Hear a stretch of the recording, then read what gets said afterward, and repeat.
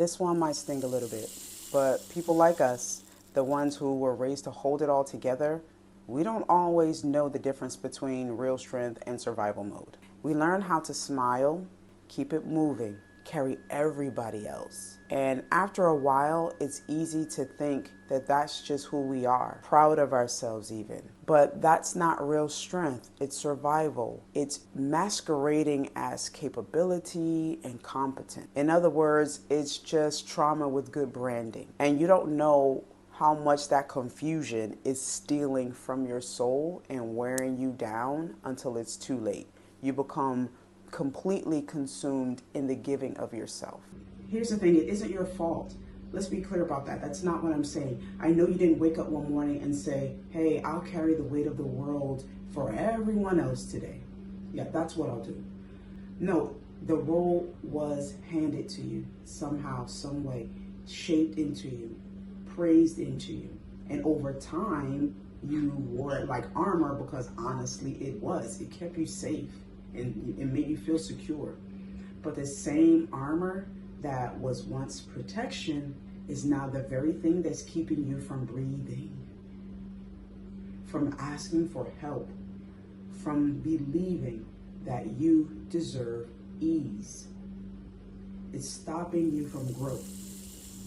You ever notice how you'll defend your best friend or relative like a warrior, but when it's time to defend yourself, you shrink or second guess your steps? Or how you can tell everyone else to slow down, rest, and breathe. But when you try it, guilt sneaks in and pulls up a chair at your dinner table. Sound familiar? Those are just some of the telltale signs of the strong one. This pattern didn't start with you being naturally strong. You were taught early that you had to be 10 steps ahead of the game in order to be treated fairly, if that. Maybe you were the oldest daughter who became the third parent, taking care of everyone before you even knew what that meant. Maybe strong became your armor because vulnerability felt too dangerous because crying wasn't an option. So you became sharp and capable and reliable. And yes, it did serve you well. You got very far, no doubt. But it also kept you in a constant state of proving, even when nobody was asking anymore. And here's the thing, that old mindset about what strength is, it's not serving you anymore right now. It's running you into the ground and sucking the life out of your spirit. Now, having this insight is one thing, but knowing it and acting on it are two different things. Realizing that your worth isn't tied to exhaustion is powerful, but doesn't automatically rewrite decades of habits and expectations. So that's why I created a small little one-page practical way to bring that understanding into your day-to-day life. It's a gentle pause that helps you notice when you're slipping into old patterns before they take over. Think of it as a tool to help you navigate your choices with clarity instead of autopilot. So this one-page reset guide for you is not a homework packet. Don't go having a flashback to elementary or something. No, this is just a simple grounding pause you can use whenever you feel yourself slipping back into that old strong one armor. I know it's hanging around somewhere, just waiting for its moment. So before you start though, take a deep breath. Close your eyes if you want and let yourself just be for a moment. And here's a little prayer that you can say quietly to yourself in your own words, where you ask God, please give me clarity. Help me carry only what is mine. Strengthen me to honor my needs without guilt and guide my heart to act from love and not empty obligation. For my affirmation lovers, here's one that can carry you through the day. I am allowed to rest.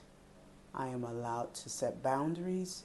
I am enough just as I am. Okay, then you want to take another breath and just let that settle, basically. This awareness piece is the first step in what I call the clarity compass, which helps you tell the difference between what you're called to do and what you feel pressured to do, between genuine service and people-pleasing performance, or between love-based action and fear-based reaction. To be honest, the strongest women I know are often the most disconnected from their own needs. You become an expert at reading everyone else's emotions while ignoring your own internal compass. So when you start operating from clarity instead of chaos, something shifts and you'll begin to feel it and notice it. You stop attracting people who only show up when they need something.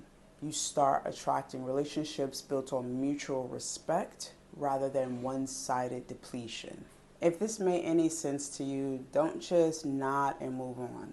Grab the Strong Ones Reset Guide and actually try it the next time you catch yourself carrying more than your share. Your light also matters. It shines brighter, however, when you take care of the one holding it.